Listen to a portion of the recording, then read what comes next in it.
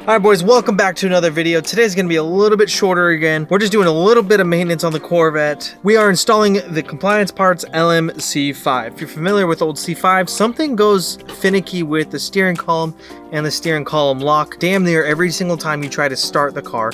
You put your key in, you turn it, and the dash pops up and says, remove key, wait 10 seconds. Nothing with the car is mechanically wrong. It has something to do with the steering column lock. What exactly goes wrong, I'm not totally sure. But my C5 is 100% doing that literally every single time we start the car. The only times it doesn't happen is if you turn the car off and then within a minute, maybe two, you just turn the car back on.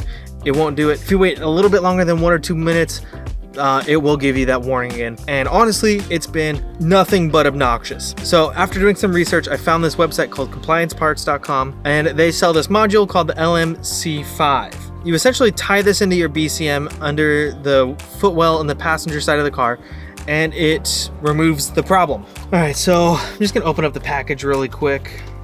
It does have instructions. This is the module we'll be installing onto the BCM. Super simple, comes with even some cable sleeves, so you do unplug some things and you just re-sleeve them with this to protect them. And here are our instructions. Alright, so step 1 is ensure the vehicle is safely parked and keys out of the ignition, and disconnect the battery. I do want to note my keys are not in the ignition, and my steering column lock doesn't work all like as is. To get to this point of installing the LMC5, I believe you do need to have the steering column lock essentially disabled or removed, which they also sell a piece for that. Mine doesn't work anyways, so we're just moving straight on to installing the LMC5. Jeez, that was no freaking way. It's already been done. This is it right here. So why is my car still doing it? This is literally the unit, and these are the exact caps that came with mine. Like, the exact same caps.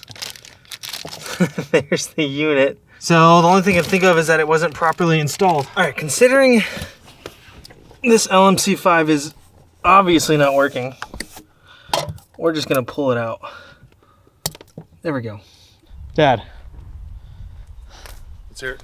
Oh, I thought you were coming up with a... I thought you were gonna make me think on my feet. Well, I might. You won't believe what I found in the wheel well. Oh, in the wheel well? Or sorry, not in the wheel well. In the footwell. The rest of that squirrel? No. Oh, okay. No, there's a squirrel that was living in the fender. No, I found an LMC5 in there. No way. Dead ass serious. Oh man, they just didn't do it right. I'm pulling it out. I'm halfway done replacing it, and so far everything was right. So I'm just wondering, was the module bad? Did it just, like, was it not working? I suppose that could happen. I thought it was going to be... Did I pull off the panel? I thought it was going to be something like California, like a bag of weed or something. Oh, that'd have been funny. That'd have been really funny. No, dude, I pull off the board, and I see it just zip-tied right there. And I'm like, of course it's already installed. Because anybody with one of these cars that has that problem... knows it exists. Yeah. And it's a $40 thing that you can do yourself really easily. Know that the steering wheel does not lock. It definitely does not lock. Steering wheel lock does not. Key is right here. We can go full lock. Here's the keys. Yeah, Steering wheel. that is full lock right there. The lock doesn't work. So fun fact, my awesome Canon R6, which I really do like, overheated. So that's cool. So iPhone it is. All right, boys, moment of truth. There it is. It didn't do it! So maybe the old module was bad. So what the instructions say to do now is, well, one, we're gonna start the car. Starts right up.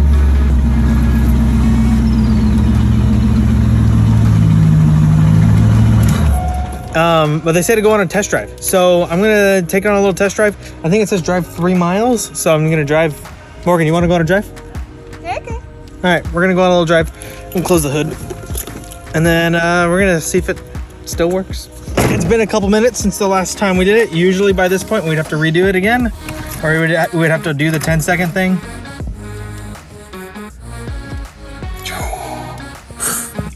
It still works. I'm gonna kick it. Don't kick it. I left the BCM a little exposed down there. Can't kick it, woman. I'm gonna kick it. The first test, it says, is to make sure you can go faster than 3 miles an hour. We're doing 20 miles an hour right now. So What would happen happen? Like, would the car just stop and blow up while I'm in it? Because that's rude. It just shuts off. Okay.